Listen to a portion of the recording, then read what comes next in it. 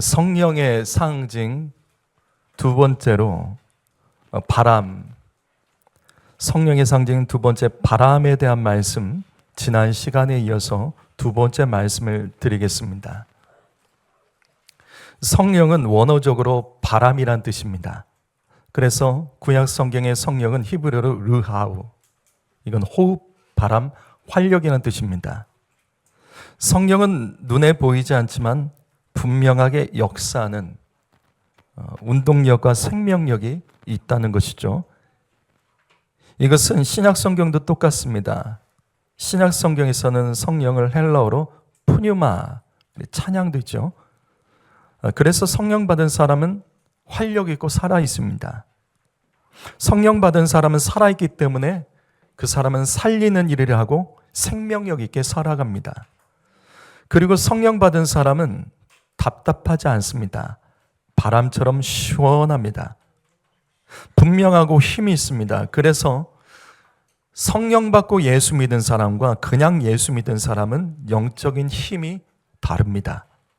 우리는 지난 시간에 성령의 바람을 구체적으로 어떤 것인지 먼저 두 가지 말씀을 나눴습니다. 여러분 기억하십니까? 첫 번째는 성령, 바람 같은 성령님은 살리시는 성령님입니다. 이 말씀을 보면 태초에 하나님께서 천지를 창조하셨을 때 그 처음 모습은 혼돈, 공허, 흑암입니다. 그러나 이 말씀 보시면 그와 같은 세상에 하나님의 영, 성령의 바람, 호흡이 지금 불어넣어지려고 하고 있습니다. 결국은 하나님의 말씀을 통해서 성령의 바람, 호흡이 불어넣어지면서 이 땅은 천지창조가 하루하루 완성되며 나가서 제7일에 안식하는 사건이 바로 천지창조입니다. 이때 이 땅에 호흡을 불어넣은 분이 성령님이십니다. 두 번째로 성령님은 샬롬의 바람, 평강의 바람입니다. 예수님은 두려움에 떨고 있는 제자들을 향하여 평강을 외치시면서 숨을 내쉬며 말씀하십니다. 성령 받아라. 왜냐하면 성령의 바람은 샬롬, 평강의 바람이기 때문입니다. 지금 여러분 중에 뭔가 두려워하는 분 계십니까? 염려하는 사람 있으십니까? 그럼 성령 받아야 됩니다. 성령 받으면 상황, 조건, 그거 상관없이 샬롬할 수 있습니다. 여기까지가 지난 시간 말씀입니다. 오늘은 세 번째 말씀을 이어서 전하겠습니다. 세 번째로 바람과 같은 성령님은 사명과 소망을 주는 생기입니다. 자, 여기 에스겔서 37장 5절 말씀, 37장 5절 말씀 읽어보겠습니다. 읽습니다. 시작.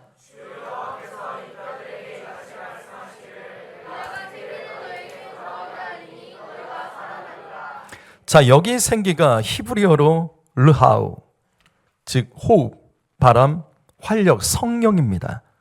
같은 단어예요. 성령과 같은 단어입니다. 우선 이 말씀은 에스겔서에서 가장 유명한 말씀 중에 하나입니다. 이 말씀의 배경을 보면 오늘 말씀 37장 1절을 보시게 되면 어느 날 하나님께서 환상 가운데 에스겔을 어느 골짜기로 인도하십니다. 그런데 이곳에 무엇이 가득하냐면 뼈들이 가득합니다. 그리고 이 뼈들은 당시 이스라엘 백성들을 의미합니다. 에스겔서의 배경을 아십니까? 이스라엘이 바벨론에게 멸망당한 후에 살아남은 백성들은 바벨론 포로로 끌려갑니다. 그래서 유대 땅, 예루살렘은 황무지가 됩니다.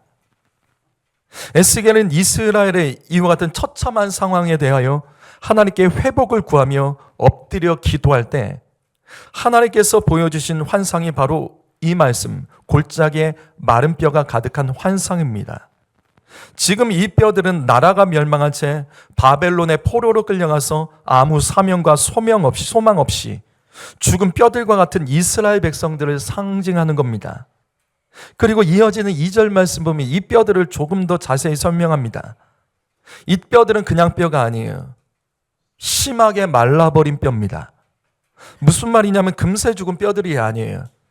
여러분 우리가 뼈들 가지고 사고를 구워 먹기도 하잖아요. 그렇죠? 근데 이게 시간이 오래 지나면 말라서 이게 부스러집니다. 지금 이 상황이에요. 죽은 지 오래된 뼈입니다.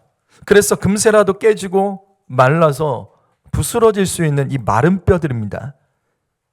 그러니까 오랫동안 생명이 없이 죽은 거죠. 사명과 희망이 전혀 없다는 뜻입니다.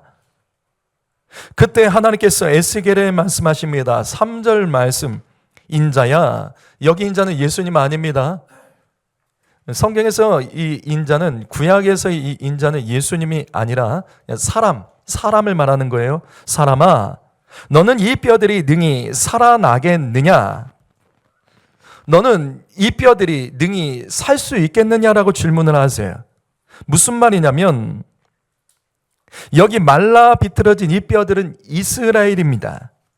지금 하나님께서 마른 뼈같이 멸망한 이스라엘, 희망이 보이지 않은 이스라엘, 이 나라 다시 회복될 수 있겠느냐 질문을 하십니다. 그러나 상식적으로는 불가능합니다. 상식적으로 불가능하죠. 왜? 마른 지가 오래된 거예요. 뼈가 된 지가 오래됐기 때문에 아무 소망이 없습니다. 하지만 에스겔이 이때 이렇게 대답합니다. 주 여호와여, 주께서 아시나이다. 주께서 아시나이다. 이것이 무슨 뜻일까요? 살아난다는 거예요? 아니면 불가능하다는 거예요? 이게 무슨 뜻이죠? 주 여호와여, 주께서 아시나이다. 이것은 모르겠다는 대답이 아닙니다. 이것은 바로 이런 뜻이에요. 하나님이 원하시면 됩니다 라는 뜻이에요. 하나님이 원하시면 됩니다. 나의 뜻과 상관없이 이건 하나님이 원하시면 됩니다. 그래서 우리는 이 땅에서 예수 믿을 때 성도 여러분, 종교 생활로 예수 믿으면 안 됩니다. 사랑하는 성도 여러분, 하나님의 마음을 얻어야 됩니다. 여러분, 하나님의 마음이 움직이는 믿음을 가지셔야 됩니다. 그냥 내가 믿고 싶은 대로 믿는 것이 아니라 하나님의 마음을 얻는 믿음, 하나님의 마음이 움직이게 하는 믿음을 가져야 됩니다. 간절해야 돼요. 하나님을 절대로 놓지 마셔야 돼요. 눈물로 주님 앞에 엎드려야 됩니다.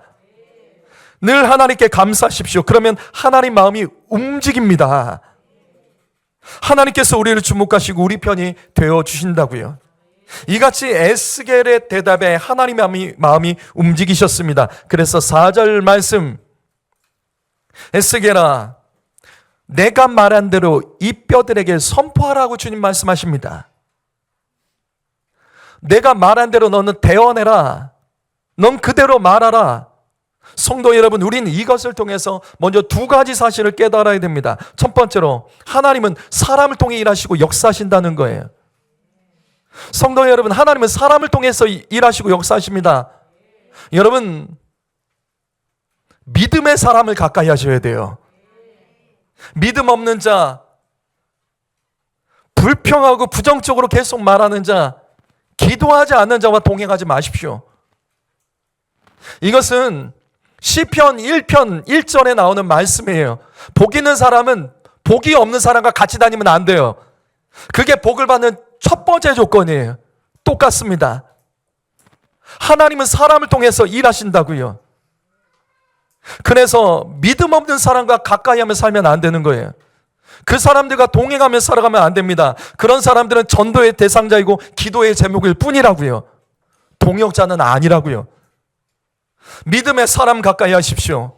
하나님께서는 믿음의 사람을 통해서 나의 삶 가운데도 함께 역사해 주실 수 있으신 분이십니다. 두 번째로, 우리는 이 말씀 통해서 깨달아야 될 것은 하나님은 말씀을 통해서 일하시고 역사하신다는 거예요. 하나님께서 마른 뼈들을 향하여 에스겔을 말씀하십니다. 말씀을 선포해라. 내가 말하는 대로 대언해라. 우리는 앞에서 창세기 1장 2절 말씀 봤죠? 하나님께서 창조하신 세상은 처음에 혼돈과 공허, 그 다음에 흑암이 가득했습니다. 근데 그때도 성령님은 함께 계셨다고요. 하지만 성령님은 함께 계셨지만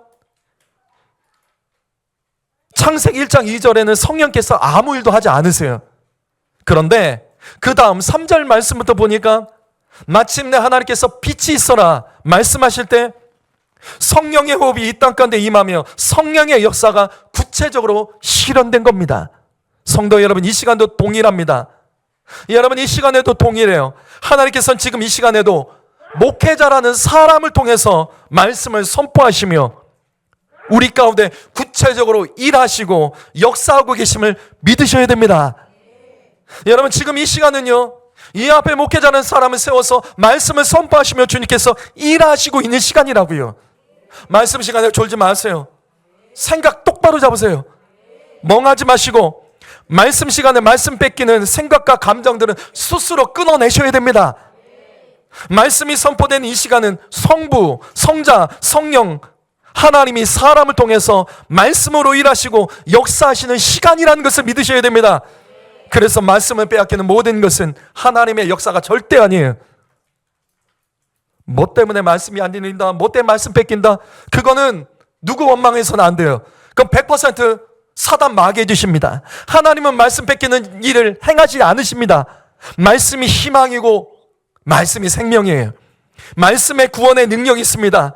하나님의 말씀은 우리를 살리고 회복시켜 주시는 생기가 됨을 믿으시고 이 시간에 그 말씀 앞에 엎드리셔야 됩니다.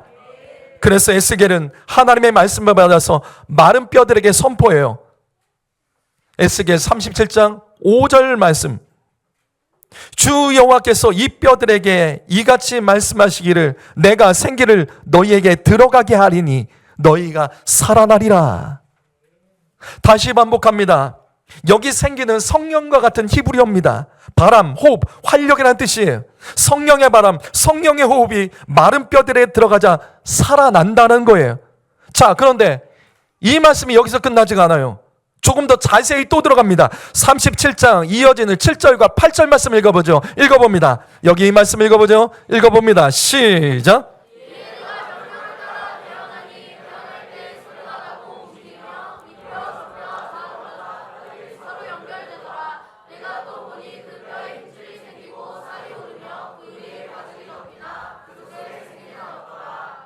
자, 에스겔이 하나님의 말씀대로 선포하자 생기가 들어갑니다. 그러자 가장 먼저 사방에 흩어졌던 뼈들이 조각이 맞춰지기 시작하는 거예요. 사람의 형체의 조각으로 그 뼈들이 맞춰지며 연결이 됩니다. 그리고 그 다음에는 힘줄이 붙는 거예요. 힘줄이 붙어서 그 뼈들과 함께 그 조직들이 생겨나기 시작하는 거예요. 그리고 그 다음에는 뼈들에 살들이 채워지기 시작합니다. 그 다음으로는 겉에 가죽, 즉 피부가 뼈들에게 덮이기 시작하며 사람의 외형이 갖춰집니다. 그러나 이 말씀 보시면 아직 생기가 부족했습니다. 그래서 하나님께서는 다시 한번 에스겔에서 말씀하시고 에스겔은 그 말씀대로 하나님의 말씀을 대언하여 선포합니다. 그것이 10절 말씀이에요. 10절 말씀 여기 읽어봅니다. 여기 읽어보겠습니다. 10절 시작.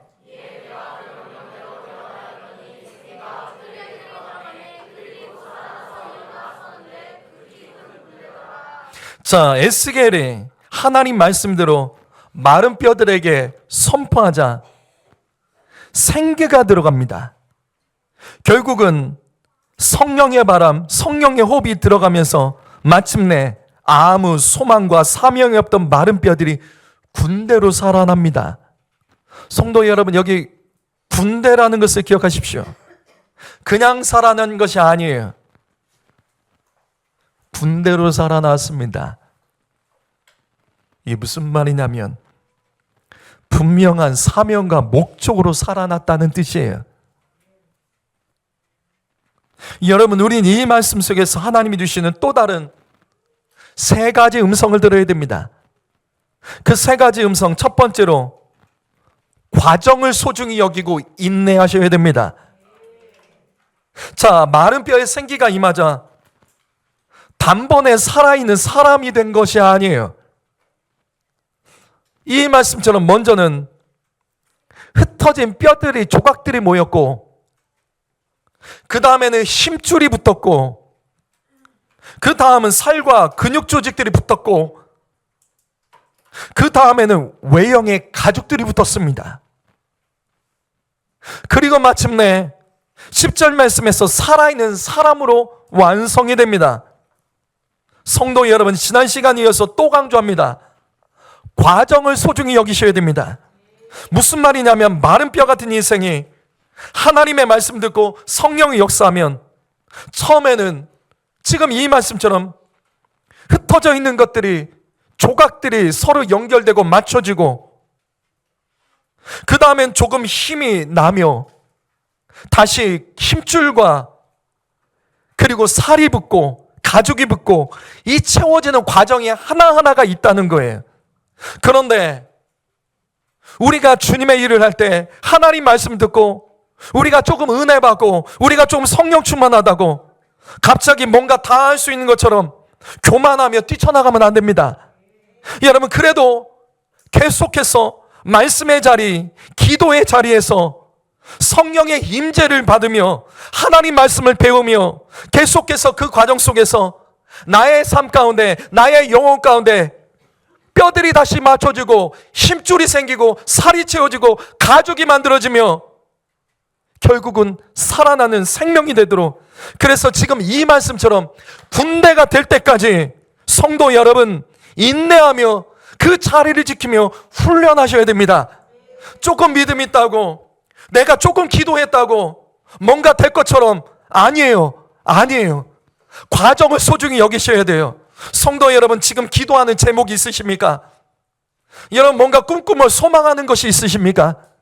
인생 가운데 잘 되기 원하고 계획하는 일이 있습니까? 기억하세요. 한 방에 안 됩니다. 한 방에 안 된다고요. 그런 거 없어요. 있어도 그게 하나님 복이 아니에요. 한 방에 하는 것을 길들여지시면 안 돼요. 한 방에 뭔가 된 사람들 있죠? 못 태어나와요. 그 사람들은 절대 성실할 수가 없어요. 왜냐? 한 방을 경험하니까. 그래서 도박 같은 것들 빠지면 못 빠져나오는 겁니다. 주식 같은 거 한 방에 돈 번 사람들은요 정상적으로 못 살아가요. 코인 같은 거 한 방에 돈 번 사람들은요 정상적으로 못 산다고요. 망해도 이거 한 방에 역전할 수 있다. 그래서 안 되는 거예요. 과정에 성실해야 됩니다. 예수 믿는 사람들은 과정이 성실해야 됩니다. 조급하지 말고, 당장 뭐가 안 되는 것 같아도, 조금 되는 것 같아도 인내하면서 내 영혼과 내 육체와 내 믿음, 이것이 무르익을 때까지 한 번이라도 더 예배하고, 예배의 과정마다 하나님이 받으시는 예배를 드리고 기도의 분량을 더 채워가고, 조금 기도하다가 자만하지 말고, 조금 기도하다가 하나님 응답받았다고 난리치지 말고, 더 기도하면 더 응답받고, 더 기도하면 응답받은 거 뺏기지 않을 수 있음을 기억하며 그 과정을 성실하게 나갈 때 하나님께서 우리에게 진정한 승리, 진정한 삶의 승리, 진정한 소망 있는 인생으로 주님께서 살려서 사용하여 주실 줄 믿습니다. 사랑하는 성도 여러분, 과정을 성실하게 여기셔야 돼요. 예배 자리로 나오는 것도 예배 시간 일찍 나오시고, 예배당에 앉았으면 예배하려고 힘을 쓰고, 눈 뜨세요. 하나님이 말씀을 통해 역사하는데 제가 어떻게 잠자고 있는 사람을 안 깨우겠습니까? 여러분, 자녀들이 학교에서 공부하는데 잠자고 있으면 앞에서 선생님이 깨워줘야 돼, 맞는 거죠. 아, 피곤하겠구나 인정해 주는 게 다가 아니죠. 살아나려면 과정에 성실하셔야 돼요. 소리내서 찬양하시고, 눈 똑바로 뜨고 말씀 보고, 그 말씀 잊지 않기 위해서 메모도 하고 마음을 열고, 이 과정들 성실하지 않으면 우린 진짜 살아난 게 아니에요. 그냥 힘줄만 붙은 걸 살았다고 착각하는 거예요. 뼈가 조각이 조금 맞으니까 살았다고 착각하면 안 돼요. 사랑하는 성도 여러분, 군대가 될 때까지 그 과정을 성실해야 됩니다. 우린 두 번째로 이 말씀을 통해서 목적과 사명을 가지고 살아가야 한다는 하나님의 음성을 들어야 됩니다. 오늘 말씀에서 마른 뼈들이 생기가 드러나서, 이 뼈들이, 성경은 살아나서 일어났다로 끝나지 않아요. 살아서 일어나 섰는데 군대가 됐다라고 말씀합니다. 분명한 목적과 사명을 가진 군대로서 살아났다라고 성경은 기록하고 있습니다. 하나님이 하신 일이 이거예요. 하나님은 우리를 살려주실 때 그냥 살려주시는 분이 아니세요. 하나님은 분명한 하나님의 목적과 사명을 가지고 우리를 살려주시고 우리의 기도 응답하시며 우리와 함께 하시는 거예요. 성도 여러분, 지금 현재 여러분의 기도의 제목은 무엇입니까? 하나님의 도움을 구하며 기도하는 제목들은 무엇입니까? 그렇다면 이 말씀 놓치지 마세요. 분명한 목적과 사명을 가지고 구하셔야 됩니다. 무슨 말이냐면 하는 일이 여러분 잘 되기 원하십니까? 그 다음에 스스로 질문하셔야 돼요. 예수 믿는 사람은 질문을 잘 하셔야 돼요. 내 영혼을 향하여 질문하셔야 됩니다. 그렇다면 나는 잘 돼야 되는 이유가 무엇일까? 내가 잘 돼야 되는 목적과 사명은 무엇일까? 여러분들에게 성공하기를 원하십니까? 건강하기를 원하십니까? 좋아지기를 원하십니까? 꿈을 이루기를 원하십니까? 그렇다면 질문하셔야죠. 그 목적과 사명은 무엇입니까? 왜 하나님께서는 나를 잘되게, 나를 건강하게, 좋아지게 하셔야 돼? 그 이유가 무엇이냐고요? 하나님의 영광을 위해서, 하나님께 영광을 돌리기 위해서라고 말한 분 계십니까? 여러분에게 교회를 세우기 위하여, 영혼을 구원하기 위하여, 하나님께 쓰임받기 위해서 나는 구한다라고 말한 분 계십니까? 그렇다면 다시 저는 반복할 겁니다. 다시요. 과정을 소중히 여기십시오. 과정에 성실해야 되는 거예요. 하나님께 영광 돌리고 싶다고 말만 하지 마시고 지금 현재 하나님의 영광을 위하여서 나는 현재 무엇에 어떻게 쓰임받고 있습니까? 언젠가 나는 교회를 세우겠다. 그 말만 떠들지 마시고 지금 여러분은 교회에서 어떤 일에 충성하고 계십니까? 내가 하는 일이 잘 되면, 앞으로 인생에서 잘 되면 11조 많이 바치고 하나님의 일 할 거야. 떠들지 마시고 현재 교회에서 어떻게 쓰임받고 계십니까? 현재 쓰기에 좋은 모습으로 예수 믿고 계십니까? 지금 안 됐는데 나중엔 될 것 같아요? 지금 안 됐는데 나중에는 좋아지면 될 것 같습니까? 과정을 소중히 여기셔야 된다고요. 그래서 야고보서 4장 2절과 3절 말씀, 여기 말씀 읽어보죠. 읽어봅니다. 있습니다. 시작.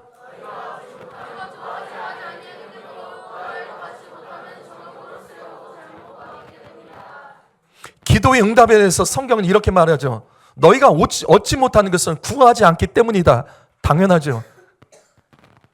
기도하지 않으니까 얻을 것이 없다는 거죠. 그런데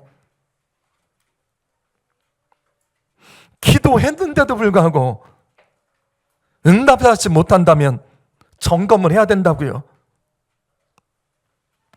내가 간절히 구하고 하나님께 부르짖어 기도했는데도 응답받지 못한다면 점검해야 된다고요. 내가 하나님의 목적과 사명을 위해서 구한 것인지 아니면 내 욕심, 사실은 내 욕심대로 구한 것 아닌지. 그러면서 입으로는 하나님의 영광,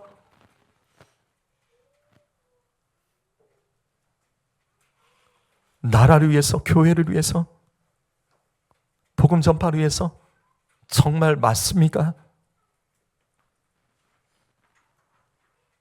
성도 여러분, 하나님의 목적과 사명으로 살기 위해서 기도하는 사람들은 지금 현재도 어떤 상황과 어떤 모습이라도 하나님과 교회를 위해서 건강하게 쓰임받고 있다고요.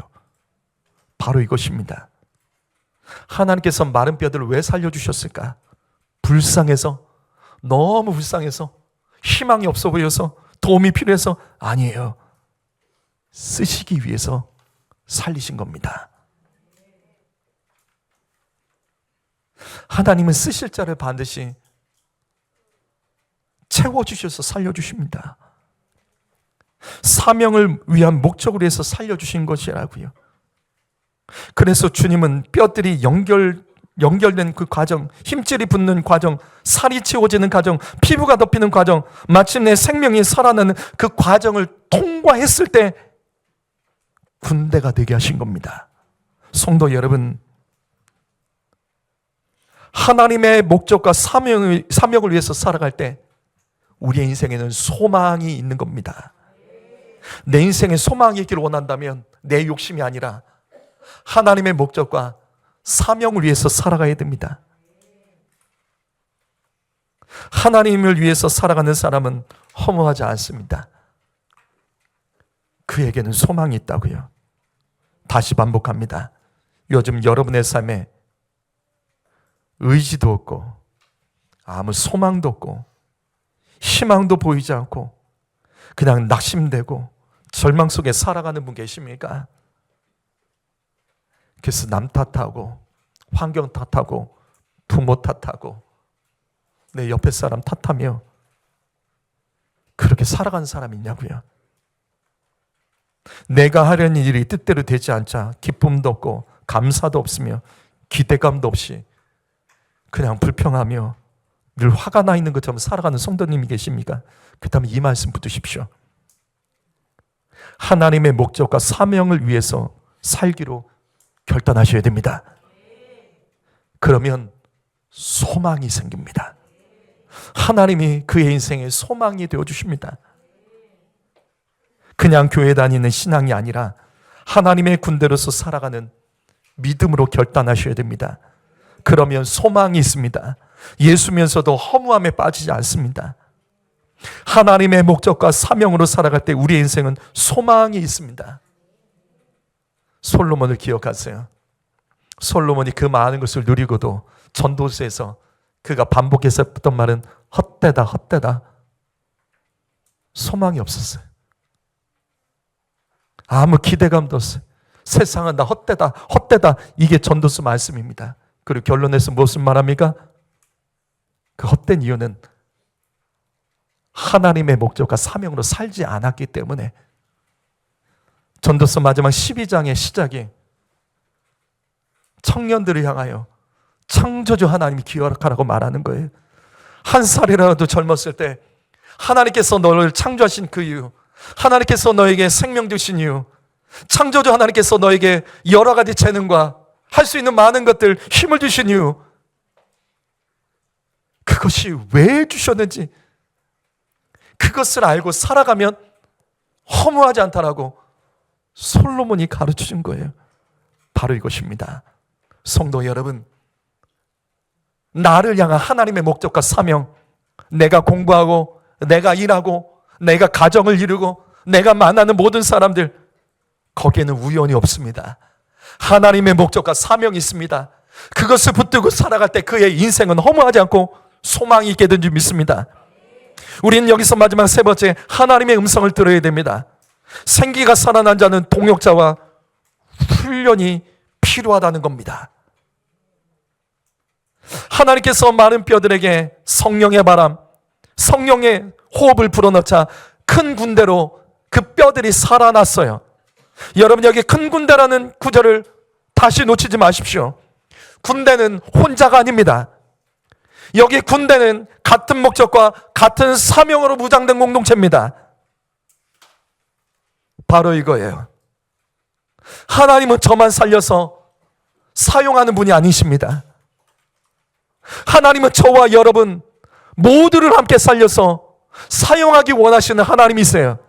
사랑하는 성도 여러분, 혼자 예수 믿지 마세요. 같이 예수 믿고 같이 살아야 됩니다. 주님은 우리가 몇 사람의 특공대로 사용해서 뽑아서 쓰는 분이 아니세요. 주님은 우리가 큰 군대로 하나 되기를 원하십니다. 그래서 진짜 믿음이 건강한 사람은 교회 안에서 성도의 교제가 건강해요. 성도의 교제.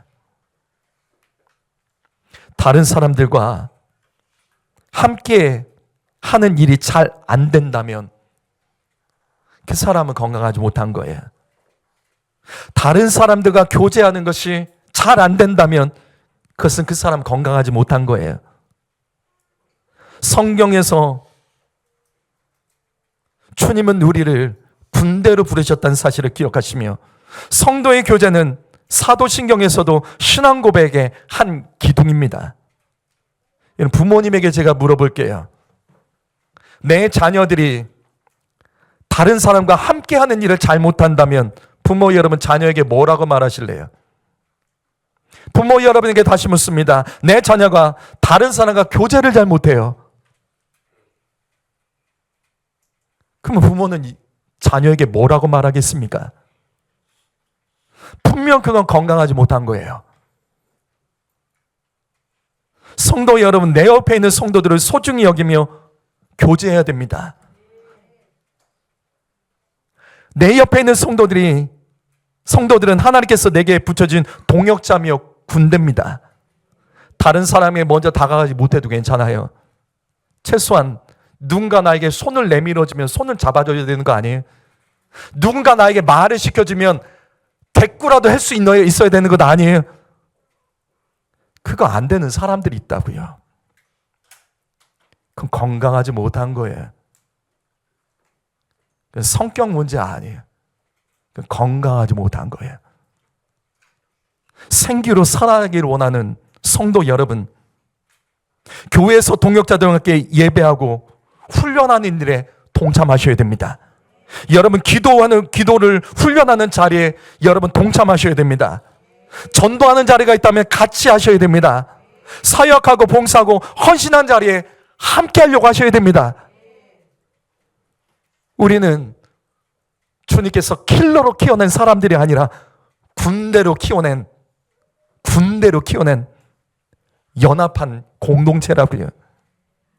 이 시간 성도 여러분은 하나님의 큰 군대로 초청합니다. 혼자 따로 예수 믿지 말고 나만 바라봐달라고 하기 전에 내가 먼저 다른 사람의 동역자가 되어 주십시오.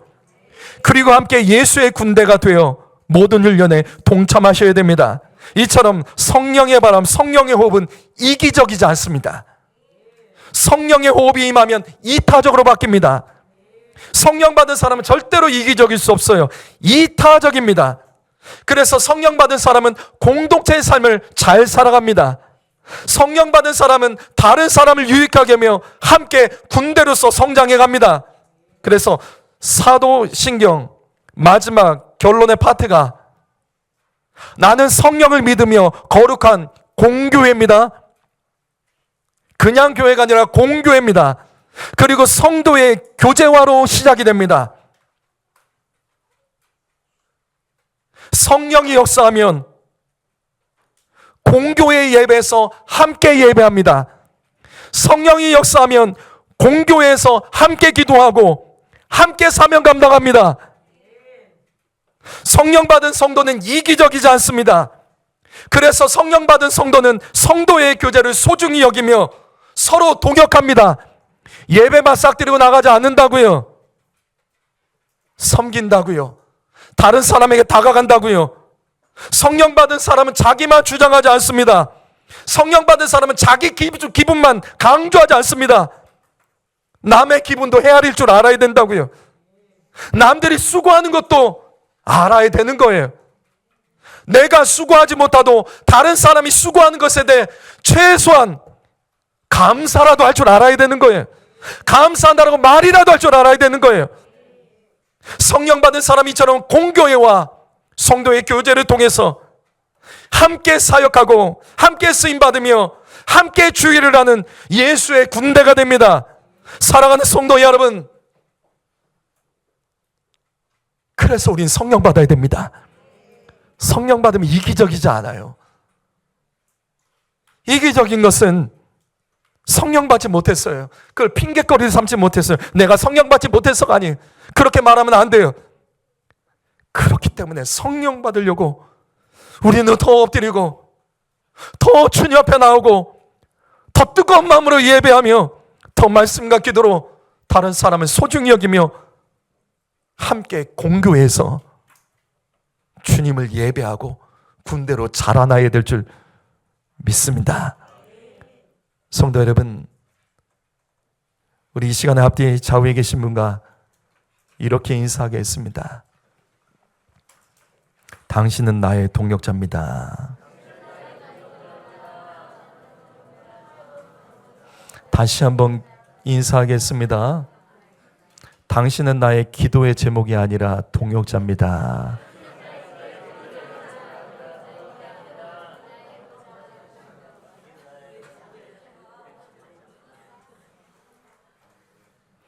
이렇게 인사하라고 해도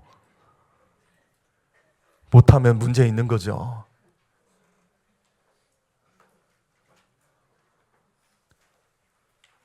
성도 여러분, 하나님 마음은 부모의 마음과 똑같아요. 하나님 마음은 교사의 마음과 똑같아요. 부모들이 자녀들에게 원하는 거 하나님이 원하십니다. 교사들이 학생들에게 바라고 원하는 거 하나님 마음 똑같습니다.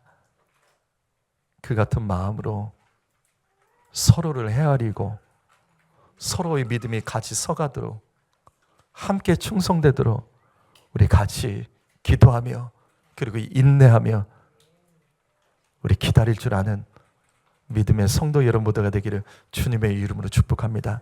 기도하겠습니다.